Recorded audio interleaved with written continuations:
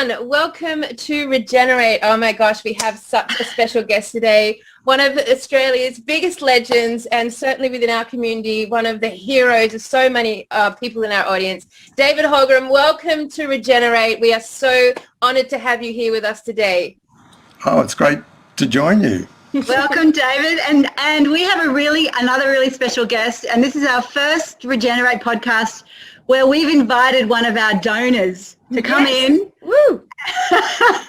So we sent out a beautiful email a couple of weeks ago inviting a few that wanted to come in and meet David and talk to David and have ask some questions. So welcome, Kalinya. We're not going to put you on the spot straight away. We'll give you a little time to breathe. So thanks. Let's put David on the spot. Let's put David on the spot. Yeah. All right, David, go. No. All right, David. So David, for those you're not going to say anything about who I am. Well, I think the wonderful thing about permaculture and regenerative agriculture is that there's been a real sort of merging and a syntropic process that's been going on with the way that they're sort of wiring and firing. And I just probably to start with, I'd really love to pick your brains about where you felt that merging started to happen in regenerative agriculture and the syntropic agriculture space that you work in. Yeah, well, I suppose since the publication of Permaculture 1 back in 1978 and the way permaculture sort of burst into the popular consciousness in Australia and then was spread around the world by Bill Mollison, that was an incredible sort of boost to all of these ideas. We consider sustainability, regenerative agriculture now, and even preceded the whole development of certification in organics. But one of the downsides of that was a bit that permaculture became a bit of a self-referencing sort of world, from the way I saw it anyway, as an observer of it as a social movement. And one of my roles was to always point out all of the parallel and collaborative processes that were happening from many, many different sources, even back then. And so to avoid that, self-referencing, rather than, government departments being in silos, social environmental change agents being in silos in their own little world. But in terms of the big step, in terms of in Australia bringing a lot of those things together, I think Charles Massey and his book Call of the Reed Warbler has done an amazing amount in sort of drawing together the threads of the fact that a lot of the pioneers in this field are sort of cranky, visionary individualists. And there's been that sort of heritage when you look at, the brilliance of people like Alex Podolinsky in biodynamics and Bill Mollison in permaculture, and or going back to P.A. Yeomans, these dare I say Peter Andrews, these visionary people who are sort of not necessarily sort of collaborative, but I think those ideas and the commonalities between them are very strongly coming together. Yeah, they're definitely functioning. The community has come around all of those individuals so strongly. They don't even have a choice now. They've been pushed like with a tidal wave of collaborative community energy. It's been really fascinating. We've definitely engaged Peter Andrews a few times and had a we actually had a podcast with Stuart Andrews a few months ago, and we talked about blackberries. And blackberries were akin to Peter, and he was very open and that blackberries have a really important place in the landscape as a weed, but however they're prickly. Yes, well, of course, I've been a great advocate of and practitioner of the more holistic approach to, what's seen as pest plants and pest animals, that drawing together both the perspectives that come from a deep ecological perspective that looks at all plant biomass is doing something, and it's about how we manage that rather than demonising species, and that accords actually with indigenous views where everything is a part of nature. There's not sort of like good and bad nature, but of course in different management situations we've got to preference and bias things. But the war on weeds has sort of been one of the sort of dysfunctional precursors to a series of other wars, conceptual wars that generally fail. So, David, can you share with our audience, I mean, we have spoken a little bit on weeds, but from your perspective, and what do you mean when you say how important weeds are? Like, why are they so important? Can you speak on that?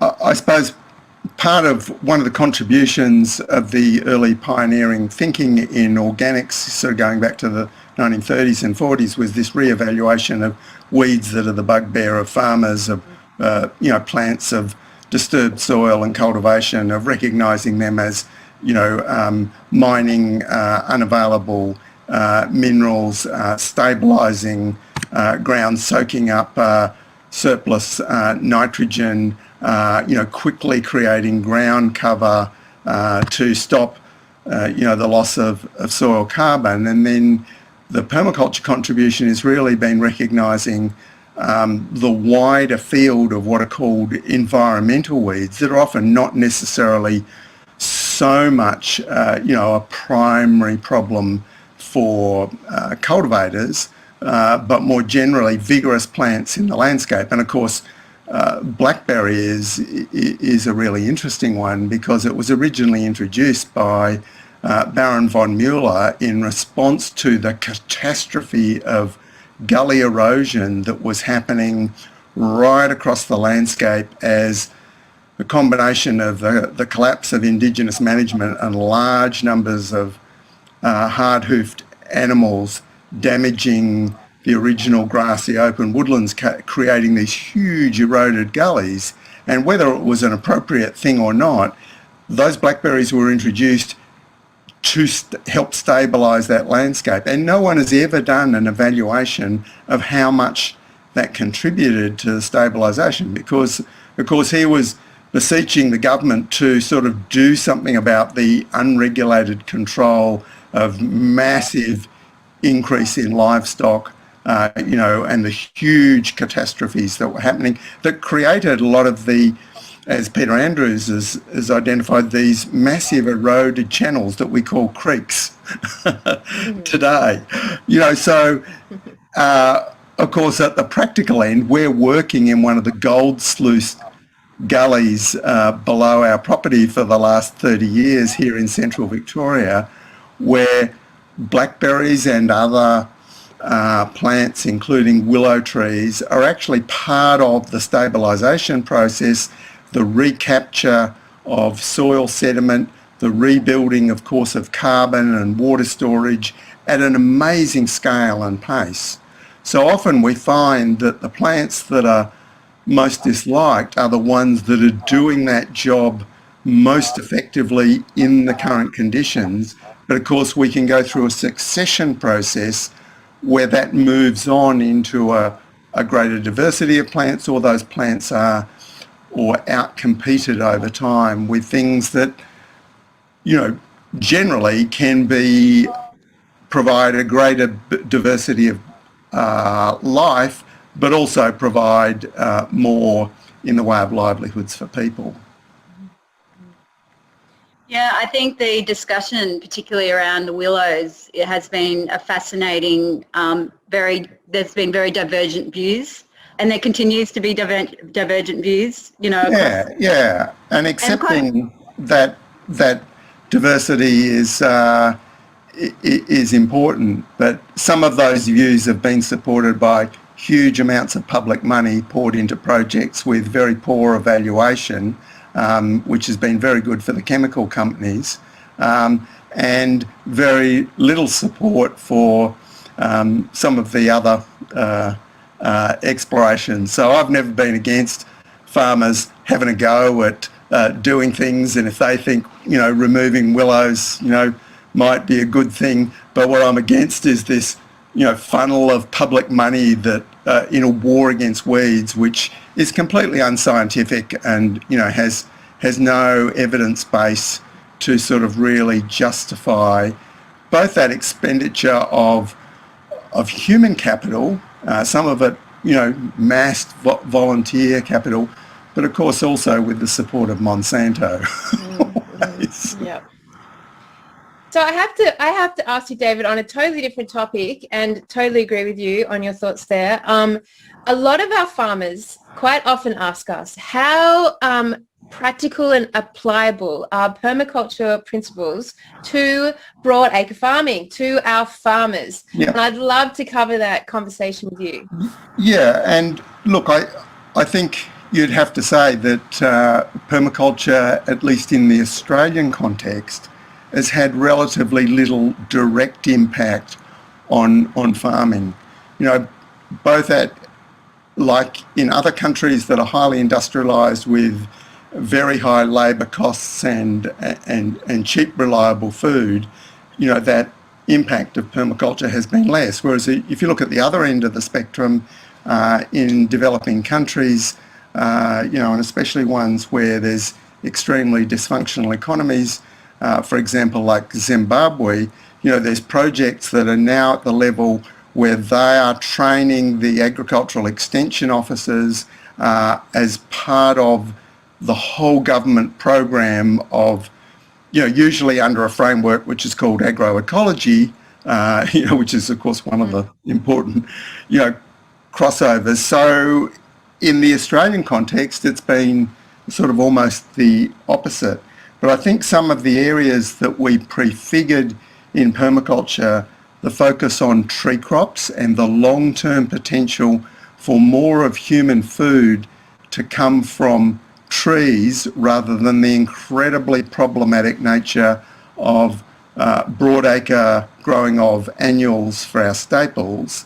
And I frequently say to people, look, grazing in Australia, the predominant land use, can be regenerative, but grain agriculture is still really, really tricky. And of course, we've got some brilliant examples of people doing it well, but it's that turning over the soil or the chemical alternative to it that's been so problematic. Now, in permaculture movement, I don't think in practice there's been limited success in that, the use of nuts and species like oaks.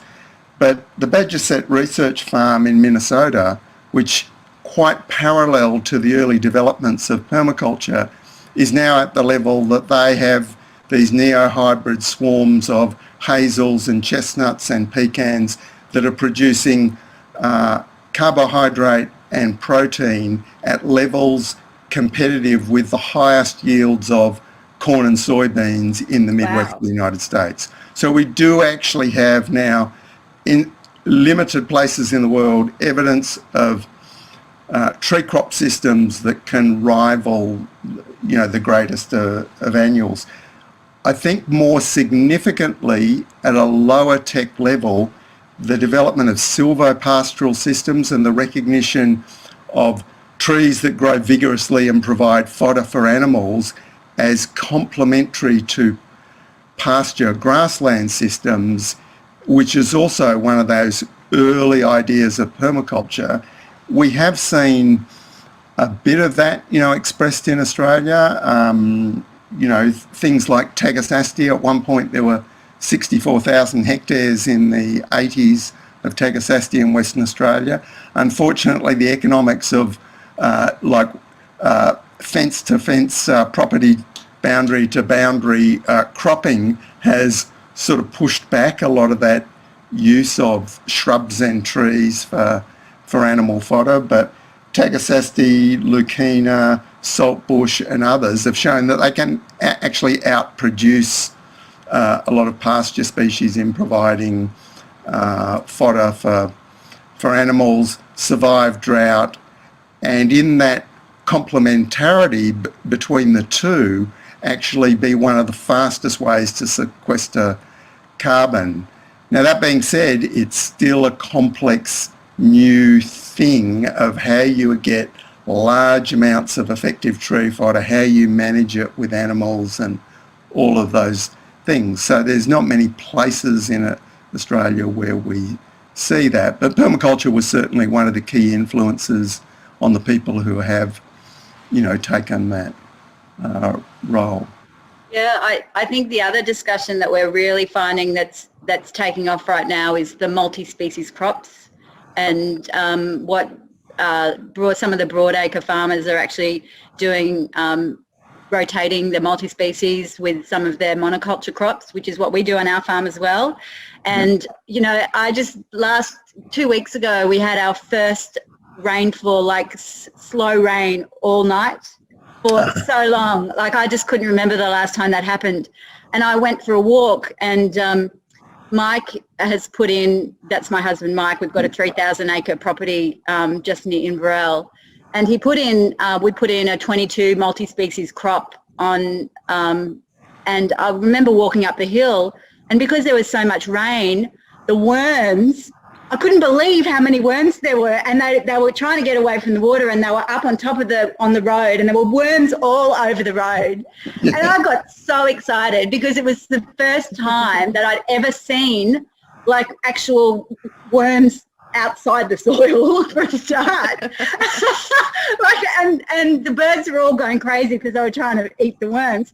But the other thing is that I got home and I was so excited, and I told Mike, and Mike's dad was actually coming and having a cup of tea, and he said that he remembered his dad used to come home from the tractor and be really annoyed because he kept on having to stop and clean the worms off the tractor. Like, and now we've got this point where, because we've been using glyphosate and just constant chemical usage, we've lost our worms. So that multi-species crops that are just, I think, the first step for a lot of regen farms. The transition from conventional to regen is that multi-species crops. They've just been amazing. Yeah, I think we saw that on our trip coming back from the West. One of the last places 2 years ago, after going through all the cropping country of southern Australia, which was really amazing, to drop in on our grain suppliers who are in our region, Burrum Biodynamics, and walk through their fields. It felt like, I shouldn't be walking on this paddock. It's like walking on a garden bed. Soil was so fluffy, and the multi-species and the amazing structure of soil that's been achieved. And of course, part of our view at the other end of the system of people living who aren't farmers, and our whole retro suburbia work is also encouraging people as gardeners and people connected to nature, producing their own food, to value what people are doing on the broad acres and support those people. So this collaboration through community supported agriculture and other ways to create these greater synergies of people valuing the farmers who are really doing this this regenerative work, and that valuing is really one of the key outcomes we're actually ironically seeing from people having a go at being food producers themselves, that they end up valuing people who do it for a livelihood. And of course, my larger vision with that, through an essay I wrote, Feeding Retro Suburbia from the Backyard to the Bioregion, is that we can bring a lot of the horticultural production straight back into where people live at home, but we depend on the regional hinterlands for livestock products and extensive staples and grains, and getting that appropriate synergy between those two worlds of production that we need to restart the the urban one where people live, because we know that a lot of the efficiencies in perishable food production are actually just much more suit doing it at the home scale, but we all need to get better at what we're doing. I totally agree, and that's such a good introduction to your massive manual to our audience. Was looking at it last night. It looks fantastic. I don't think any one of our audience, well, I haven't seen it before, so I mean, please tell us all about it, because I can tell you, like, so many of the people we interview and so much of our community who's working within the Regen Ag space actually came to Regen Ag via permaculture. Like, most of them started with a book on permaculture or a documentary on permaculture, and that triggered their whole like transformational thinking on the topic of how they could then apply that to their farming. And our audience, our amazing donor audience, and Kalinya, get your questions ready, because our amazing donor audience are predominantly in the suburbs and the cities. And they're forever asking us, how can we be more involved? We want to support this transformation of our food growing and our soil, restoring our soil, but how can we do it? So tell us everything about this beautiful, amazing book you've written. Yeah, well, Retro Suburbia, in a way, is 3 books in one, because it's about the built, the biological and the behavioural, how we can retrofit what we've already got. We're going to be facing the climate and other unfolding crises basically with the built infrastructure and the living situations of where people are. We're not going to rebuild some new whiz-bang eco-cities for the changed world. You know, like, it's already on us. So that means, you know, most Australians live in detached housing with potential to grow food. A whole lot of positives about suburbia that have been derided for decades, and that's being that sweet point between the connectivity we associate with cities and the access to resources, including soil, sunlight, space to make and do things that we associate with rural areas. So a lot of retro suburbia in a sort of policy vision sense is about re-inhabiting where we live, spending more time at home, kickstarting the household and community non-monetary economies. And there's been a lot of people doing that, you know, with the lockdowns and stuff. So the biological part, the garden farming, a lot of what people would associate with permaculture is a big part of that. And part of that's for resilience, part of it's for health, part of it's because it's actually more economically efficient to have competent gardeners growing food where people actually live than it is to do that on a large, very large scale logistics moving through the supply chains to moles and bullies. You know, so I suppose in terms of some of the evidence base we're starting to see for that, slowly we're getting a bit of that. Just in terms of the productivity, Kat Labors, who's one of the case studies in retro suburbia, her documentation of her backyard food production over the last 5 years, now approaching 1/2 ton of food from a day's work or less in a very small suburban garden at the real small end, not much more than 100 square metres of actual productive space. So we're starting to see that evidence of productive possibility, and also the synergies that can happen with what I call urban agriculture, actually using the bigger public open spaces, private open spaces. So in Feeding Retro Suburbia, I suggested we could be developing a bioregional food system where there's 1/4 of the food is coming from home production, 1/4 is coming from urban agriculture, and 1/2, you know, from the rural hinterlands. And we're also seeing some evidence starting to come from other functions that come from that. For example, the Shire of Whittlesea did a study by their stormwater engineers looking at what are the site-based alternatives to hardening our infrastructure to deal with stormwater disasters from climate change. Because, you know, engineers have actually been on this case for quite a while and know that there's big changes that got to happen. And they found that just modelling a suburb that had been hit by an extreme event, if water tanks were installed at every house, they could cut the peak storm flows in those big events by 30%. And then if all the soil around each of those houses was fluffed up, you know, organic garden soil, I said it's a bit unrealistic for every square metre to be like that, but the modelling showed that combined with the water tanks, they could reduce it 80%. And that was then approaching what was the assumed runoff regime of the indigenous grassy woodland landscape that existed before Europeans covered everything up with paving.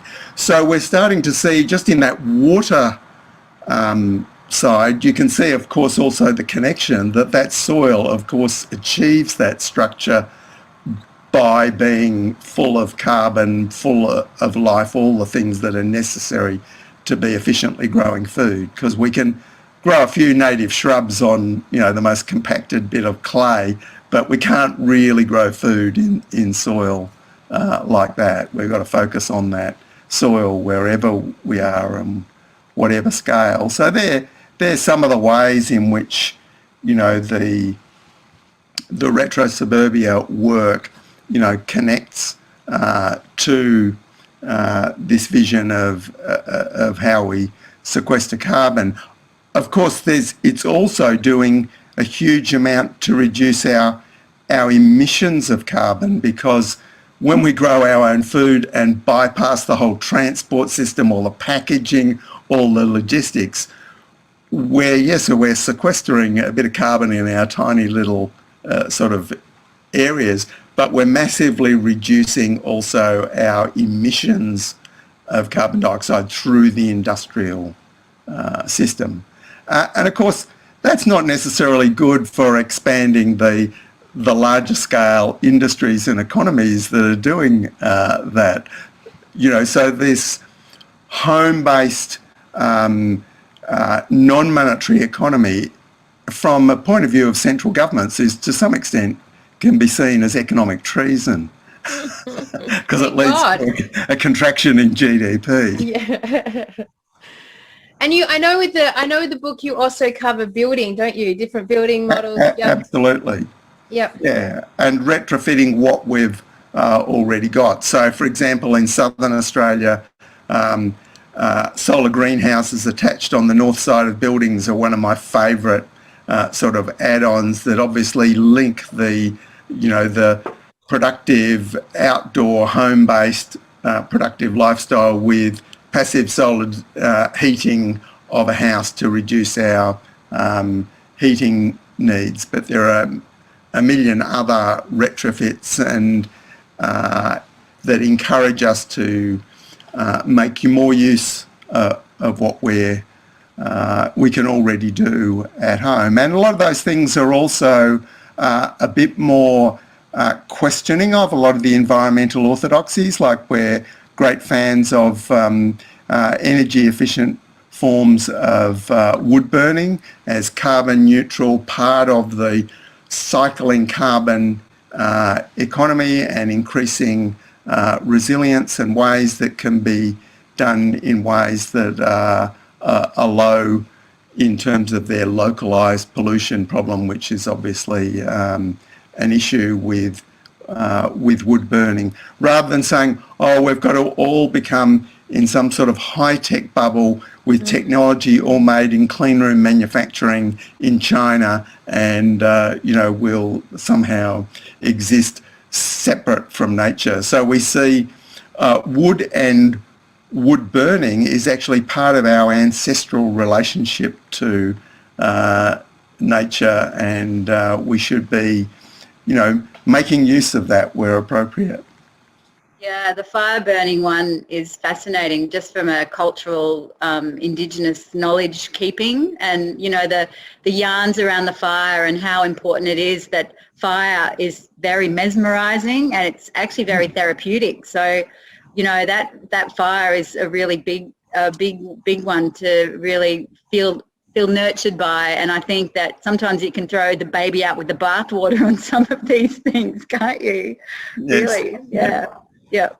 I don't know, the new Earth energetic's going to look like the old Earth, and the old Earth energetic's going to end up looking like the AI smart cities. Whereas there's going to be such an inversion there. The smart cities are going to look at this sort of like new Earthers, the hippie, the regeneratives, the perma, like, what sort of lifestyle are you living, sitting around these old open fires and sitting on wooden chairs and going to community halls and marketplaces? We're going to look antiquated.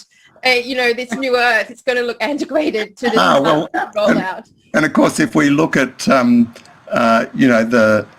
the most efficient forms of, rocket stoves and other simple, amazingly simple technology, we're actually approaching the environmental efficiencies and pollution levels of, the latest European computer-controlled wood furnaces that meet all the European clean air standards, but order their fuel over the internet when they're low, so that we see ways in which design, which permaculture of course is really about, and understanding the science and technological principles like passive solar design, that remarkable simple technologies. Another one in Australia which we actually take for granted as a vernacular technology, but is being part of Australia's permaculture export of sustainable technologies, is the water tank, collecting water off the roof. Now, we wouldn't call that permaculture in Australia. It's just, this is ordinary. But, in a lot of places in the world, you can collect water off a roof and, it's safe to drink. And, and of course, this is actually life-saving in so many places where people's springs and sources of water have dried up, and there is actually no history of collecting water, no culture of it. There's no gutters on roofs. So we see that, quite simple technologies can, combined with appropriate design, not achieve all of the needs we want, but a hell of a lot of them. It's going to be smart cities versus simple cities. That's what it's going to end up being. Basically, all the new Earthers will be in the simple cities. So look, Helena, I want to open up to you, mate. You've been so patient. Welcome. Have you got any questions for David? Would you like to introduce yourself? Thank you. Thank you so much for having me. It's really exciting to be here. You touched on a bunch of my questions already, but just going back to like growing veggies in the city, I've sort of started doing my own stuff as soon as we bought our house, like got into the garden. I've got 20 fruit trees and nut trees and that sort of thing. Everyone that I talk to excitedly about my vegetable garden is kind of like, like I tried veggie gardening, like I was really keen on it, but it didn't really work. They sort of tried it for a couple of months and then kind of gave up. What do you reckon is like a good way to sort of encourage people to have that persistence with the veggie gardening and that sort of thing? Yeah, I think that's a good question, because our vegetables are our most highly selected plants, incredibly nutritionally dense.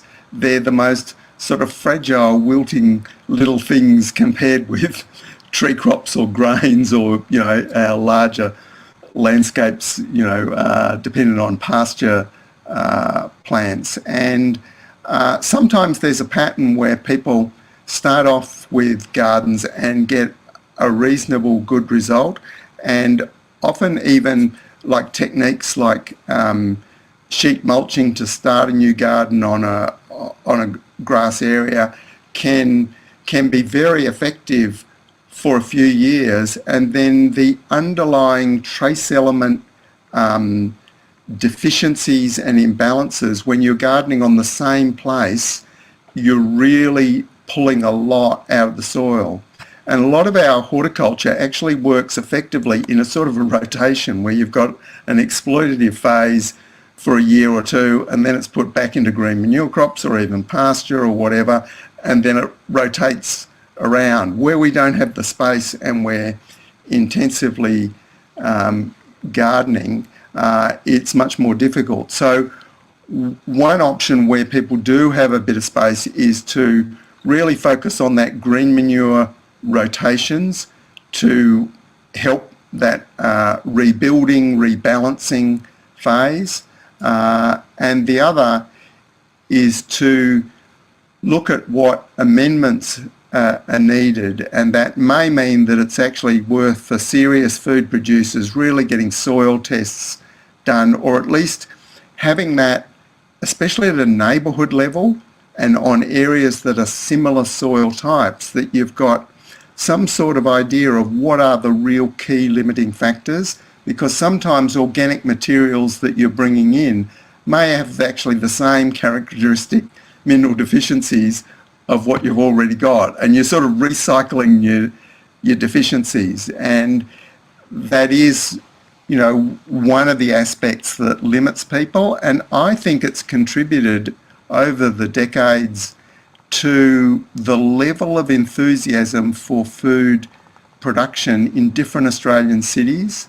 Like, I would say that Adelaide has a higher level of successful food gardeners, and sometimes people attribute it to all the people who migrated from the Mediterranean and came to a climate very similar to theirs, and that Melbourne's in the middle, and then Sydney's actually lower down. And when you look at the geological mineral base of those three cities, you find there's a lot of really crap soil in Sydney. Basically, you know, sand from the Hawkesbury sandstone. You know, there's some better patches on the Ashfield shale. And then in Melbourne, there's sort of a bit of a mix of the sedimentaries, which is sort of not too bad, and the eastern suburbs, and the volcanics in the west. And Adelaide, a lot of the Adelaide plain is actually on, if dry, actually really good agricultural soils. And so this sort of background of, you know, people falling into becoming a green thumb is easier where the, you know, the background mineral base was better. And that doesn't mean to say you can't grow food if you know, on those poorer sites. You can obviously, with garden farming, you can transform soil in a way that farmers can't on a broad scale. You know, but you're also so concentrated that, you know, things running off the rails, you know, do need sort of more correction. So that's why in Retro Suburbia we did put a bit more, you know, tried to introduce a bit more into those technical aspects and understanding a bit of the things of mineral balances, which is all, you know, sort of a lot of it, so much of it, both on the biology side and the mineral side, is a bit the black magic of agriculture. Actually, living in Adelaide, I'm really aware of the good soils that we have here, and it can be really discouraging seeing all of the new subdivisions and everything just covering over that soil with roofs and no gardens, and yeah, it is a little bit discouraging looking at that. Yeah, I think one of the other things that's really important is, of course, pest animals in a lot of places, possums in a lot of places in urban areas, and again, Kat Labour's place, she ended up resorting to one of these little urban fence top electric units, which transformed her ability to grow food after the possums, you know, devastated her system. And the other one is just being aware of the limitations of large competitive trees like eucalypts, and especially in dry environments, that massive root competition that's possible, ironically, in the leafier suburbs. And that's why we sort of so much in southern Australia focus on modest size, mostly deciduous trees, giving you the shade in the summer, but, you know, having the sun and access to the the winter natural rainfall growing environment in the winter in climates like Adelaide. David, we had a really great podcast a little while back talking about the incredible benefits of wood chip. It was Kelly, what was the name of those awesome women? I can't remember. It was all about, it was about the benefits of mulching and wood chips. It was really phenomenal what they were managing to pull off by just like layering and layering and layering these wood chips onto the ground. And I think with the wood chip, that was fascinating. We actually had a whole heap of our council basically just when they cut the smaller trees off the side of the road and the dead branches, they were actually putting them to wood chip, and basically we could go and just pick them up from the side of the road. And I just did a bit of an experiment where I used the wood chip, and I actually found that because most of them were eucalypts, that the eucalypts are I'm finding a little bit problematic from the wood chip perspective, because when you're putting in sort of peas and some of those they're actually not the nitrogen fixing stuff, they don't seem to work as well. So I found that fascinating, that when you get your wood chip, you need to find out the actual type of trees, the wood. Well, it's a matter of sort of thinking of biomass from the sweet, soft, succulent stuff. Imagine something like lucerne hay or pea straw being at that very calcium dominated, and when we think of things like eucalypt trees, pine trees, they're at the other extreme of being more potassium dominated. Yes, they support fungal decomposition, but it's actually sort of finding that balance for food crops. Generally, wood chip is more suitable for our perennial foods, trees and shrubs and berries, and in moderate quantities or getting things started, suitable sometimes in vegetable gardens, but generally we like to recycle the soft, lush vegetation to those same areas and woody materials to the same areas. Certainly at Melliodora, we chip a lot of our trees here, that the leftovers are what we feed to our goats, our silvopastoral system, and that goes to gardens. But what we're chipping are acacias, Tegasasti, rampant plum trees, oaks, willow, and you look at Melliodora, there's a few big eucalypts forming shelter belts at the fringes, but there's actually no eucalypts, no pines within our 2¼ acres of intensive permaculture systems, because those sort of trees are really not appropriate to that, and yet a lot of our woody biomass is like that. But on the other hand, if you're on calcareous soils somewhere like Adelaide, often a lot of even the native trees that are growing have got a not too bad balance. And so I know people in Western Australia and South Australia who found gung-ho use of wood chip mulching has worked for them year after year, whereas I know in a lot of places in Eastern Australia with more acidic leach soils that you're actually just creating a sort of an unbalanced system that isn't actually suitable for producing food. It might, grow some other things, but not so much food.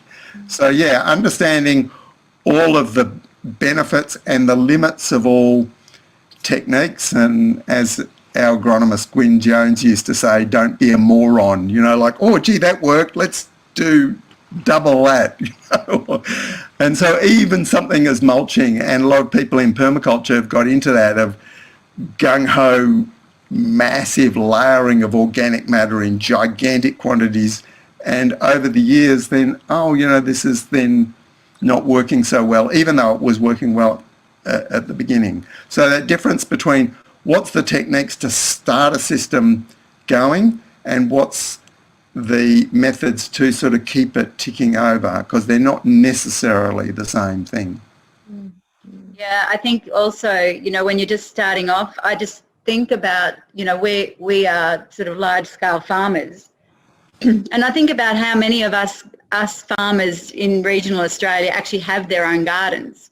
Like, it's quite remarkable, isn't it, that we produce all this huge amount of food, but we don't even have our own garden. So I think that for us as farmers, if we can actually just, this process of actually getting to understand our garden and the connection of our food, and that's actually the thing. Like, even if you don't think you can do it, there's so many incredible benefits of just starting the process, getting to understand how nature works. I mean, even if your crop fails, even if you can't get, even if you can't get them to grow, there is something like wonderful in understanding that this is, working with nature is so important.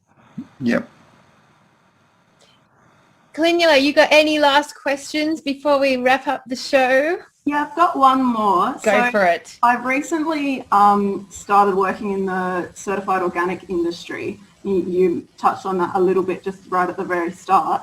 And, coming into the industry kind of fresh and with a bit of a regenerative agriculture background and stuff has been really, it's good to see the thoughts behind it, but the certification can seem really clunky at times because it's all about ensuring product integrity over big supply chains and that sort of thing.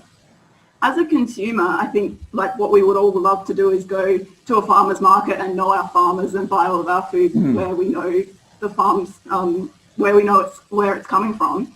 But, when you're trying to live a little bit of a smaller life, maybe you're bike riding everywhere, it's not always practical. So supermarkets is sort of where you often get most of your food from. What do you think is a good way for like a consumer to promote that sustainability over like trying to sort of join those two things together, like maybe organics that are coming from like overseas versus like trying to source your food locally?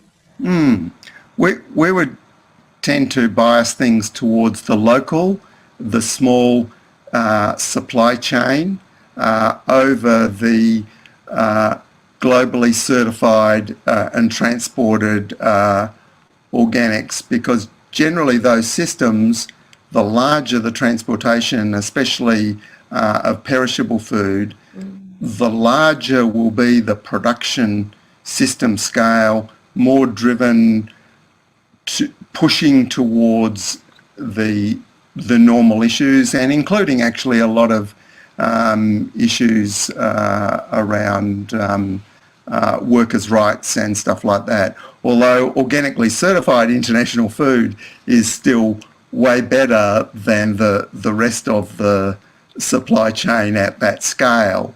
So yeah, we would favour that, and from a permaculture perspective, even be tolerant of people who are not necessarily working within organic certification, and that direct relationship or smaller scale is important. I gave a presentation at the Adelaide iPhone conference, the big international conference in the early 2000s, I think it was, and sort of really focusing on this aspect of organics, away from organics being global industry. And there's obviously that debate there, and some of it is between people from the fringe like myself, but also a lot of the pioneers of organics say no, like you've got to restrain the way this has become this corporate controlled industry at the top, and that debate's still going on within the organic. The difference between organics as a movement, I suppose, and organics as an industry, that tension is there. David, where possible, connect to the local. David, I think it's fascinating that you don't consider yourself a pioneer. You're very humble indeed.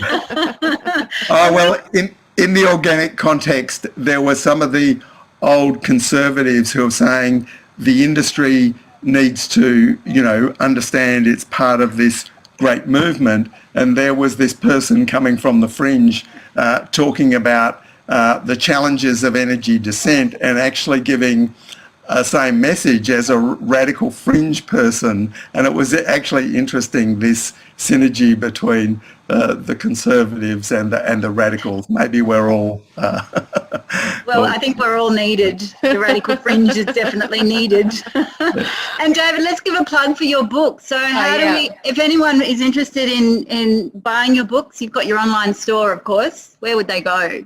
Yeah, so they can go to Holmgren Design and get that online. There's also the online version of the book, because during the pandemic we decided to make it available as a read online digital form, so people, and that's on a pay what you feel basis, which was a big decision we made, because the book, of course, it's a big book. It's $85, and it's also available in a lot of good bookshops now. But we have our own distribution system which bypasses Amazon, and we've had 100% boycott on Amazon in our publishing business. So you can't buy it on Amazon. Radical. I love it. I love it. Well, I highly recommend the book, and to our particular audience, I think so many of you are going to get so much out of it. So many of your questions are going to be answered. So many of your inspirations met. So much knowledge there for you to apply everything you love about regeneration of our planet and our food chain in your backyard, in the cities and the suburbs. So highly recommend. And David, it has been an absolute pleasure to speak to you. So wonderful. It's such an honor. My very first, way before Carbonate and Regener8 and all the things we've ended up, my very first introduction to permaculture was on a documentary about Cuba, about community in Cuba. And I just was so proud of Australia in relation to what we achieved, introducing that to the world. So my greatest honor to meet you. You have been a hero of mine for a very long time, and I know I'm speaking on behalf of everyone who's watching today. So thank you for joining us, David. It's been our privilege. Great to be with you, on your podcast, and fantastic work that you're doing. So keep it up. Thanks, David. And thank you, Kalinya. This is really fantastic. You're our very first inaugural donor, and hopefully we get lots more. So thank you for your contributions. It's been wonderful, really great. Really amazing. Thank you for joining us today. So we will say thank you and goodbye, everyone. Have a lovely rest of your day, and we will see you next time on Regener8. Australians have been living in a dream world of cheap energy, low interest rates and benign climates. But there are ominous signs of a weather change on multiple fronts. Retro Suburbia describes the patterns of retrofitting the house, garden and household that make for a better way of life now and build resilience to uncertain futures.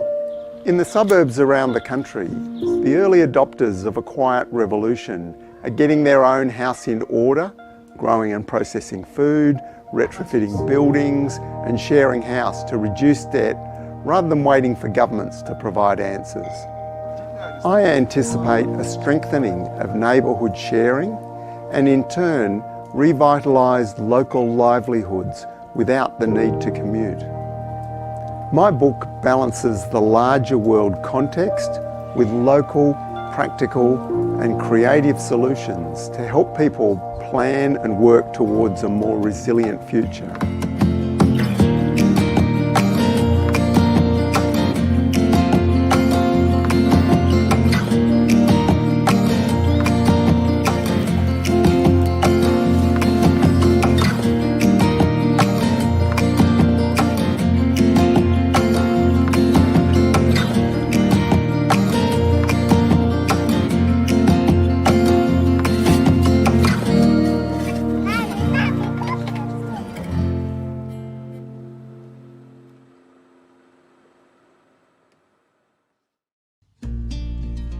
In Retro Suburbia, in the behaviour section, this chapter on self-reliance and resilience through changing our habits is a huge opportunity to retrofit ourselves, retrofit what we do an idea that a lot of people are sort of vaguely attracted to, but it seems the practicalities of having to work away have impeded people from making that change. So the pandemic combined with information technology is this huge opportunity to change. Multitasking during the day rather than just doing one set task is of course one of the great freedoms of home-based lifestyle. Change is something that you can do on a very small basis. Make a little plan for something that you really think that you'd like to change, like reducing your packaging in the foods that you buy, or changing over from toilet paper and not having to buy that. Many things in change involve reducing what you think you need. We have the bulk drawers here. The bottom drawers I use for grain. Stocking up makes you feel rich. I like to have my things around me, like the food in the garden is the bank, and the food in the drawer is the bank. So that's been a big thing, buying in bulk and sharing with other people in the community. So that is really important, that the household is not just a closed unit, but that home-based lifestyle emphasises that that's our base from which we work out and connect. Another aspect of changing habits is a lot of the habits we have at home, when we actually look at it, are incredibly inefficient. So how to actually not make the home like a factory, but how to bring some of that productivity or efficiency that we often associate with the workplace actually back into how we do things at home, just to make it easier for ourselves so there's actually less work to do.